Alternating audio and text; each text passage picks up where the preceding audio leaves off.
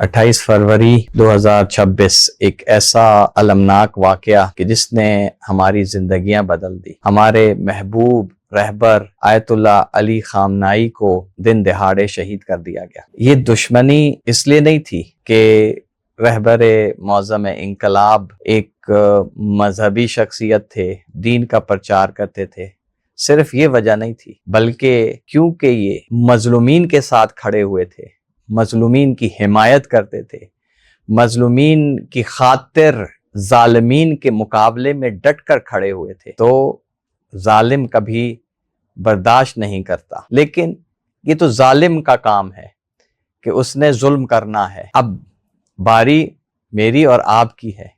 ہمارے رہبر، عزیز رہبر، محبوب رہبر سید علی خامنائی نے اپنی شہادت کے ذریعے سے وہ حسینی کردار ادا کیا کہ جو ہمیشہ تاریخ میں محفوظ رہے گا۔ لیکن اب وقت ہے میرا اور آپ ہم سب کا زینبی کردار ادا کرنے کا، کہ آئیں ہم اپنے دشمن کو یہ بتائیں کہ جس طرح زینب سلام اللہ علیہا نے میدان عمل میں نکل کر خاموش نہیں رہی، خوف کا شکار نہیں ہوئی، بلکہ اور باطل کے ایوانوں میں جرت کے ساتھ حق کا پیغام پہنچایا۔ آئیں ہم سب مل کر زینبی کردار ادا کرتے ہوئے 13 جون انشاءاللہ 2026 میں مینار پاکستان میں اپنے حضور کے ذریعے سے، اپنی وحدت کے ذریعے سے پوری دنیا کو پیغام دیں کہ ہم زینبی کردار کو زندہ رکھنے والے ہیں۔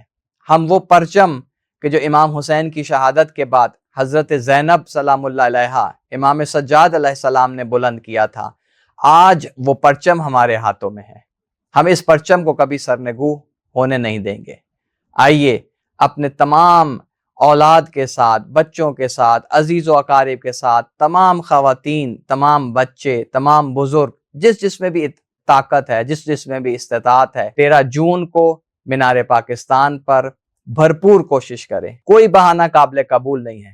ہمارے عظیم رہبر کو شہید کر دیا گیا ہے۔ اب وقت ہے کہ ہم ان کی شہادت پر نئے رہبر معظم انقلاب سید مجتبیٰ حسینی خامنائی کے ہاتھ پر بیعت بھی کریں اور ان کو یہ یقین دلائیں کہ یہ پوری قوم ملت تشیع پاکستان بلکہ ملت پاکستان آپ کے ساتھ کھڑی ہے، اس باطل کے مقابلے میں ڈٹ کر آپ کا ساتھ دینے کے لیے آمادہ اور تیار ہے۔ انشاءاللہ ہمارا وعدہ ہے، ہم اپنے نئے رہبر معظم انقلاب کے ہاتھ پر تجدید عہد کریں گے، بیعت کریں گے اور پوری دنیا کو بتائیں گے کہ یہ قوم ملت تشیع پاکستان، ملت پاکستان بیدار ہے۔ انشاءاللہ 13 جون مینار پاکستان میں ہم ایک بار پھر جمع ہو کر ایک ایسا شاندار اجتماع کریں گے کہ آئندہ آنے والی تاریخ میں اس جیسے اجتماع کو یاد کیا جائے گا۔ انشاءاللہ العزیز ہم دعا گو ہیں کہ خالق کائنات ہمیں یہ اپنی ذمہ داری سمجھنے کی بھی توفیق عطا فرمائے اور اس ذمہ داری کو ادا کرنے کی توفیق عطا فرمائے۔ والسلام علیکم ورحمۃ اللہ وبرکاتہ۔